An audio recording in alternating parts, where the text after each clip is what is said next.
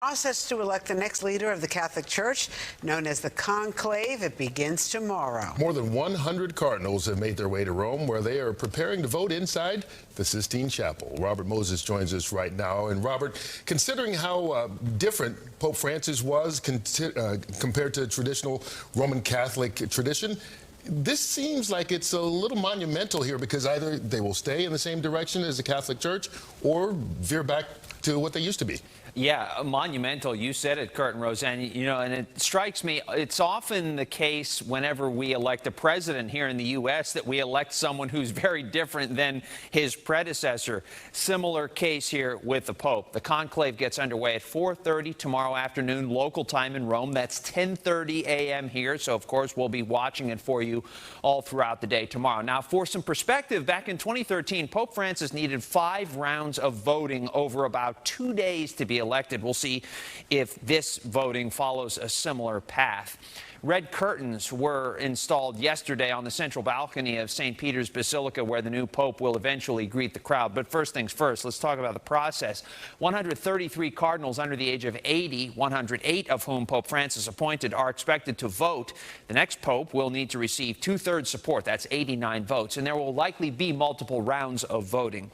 Secrecy cloaks this whole process. About 100 support staff, cleaners, cooks, drivers, elevator operators, swore this oath of secrecy, you see right here yesterday, under threat of excommunication from the church. And tomorrow, the cardinals will take a similar oath of secrecy themselves. Also, no phones for the conclave. We're told the cardinals have to surrender them beforehand. They won't get them back until after it's over.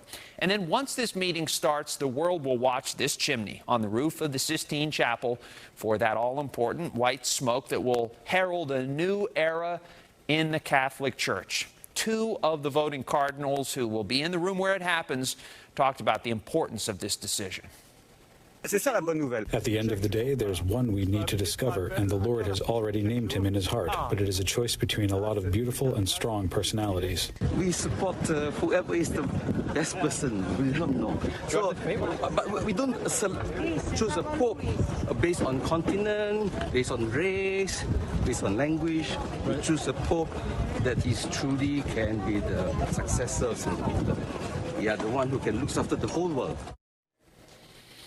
And even though Pope Francis appointed 108 of the 133 voting cardinals, don't assume that will mean that his successor will be similar in style or substance. Kurt, as you alluded to, there's a very good chance that the new pope will be quite different than Pope Francis. There's been a lot of talk about where might he come from. Will he come from Africa? Where will we be talking about an Asian pope? The short answer is we just don't know. This whole process will begin unfolding tomorrow afternoon local time, and we will follow every step of the way as much as we can follow it from this remove. Back to you. I think there'll be a lot of postmortem digging after this one. Thank you very much.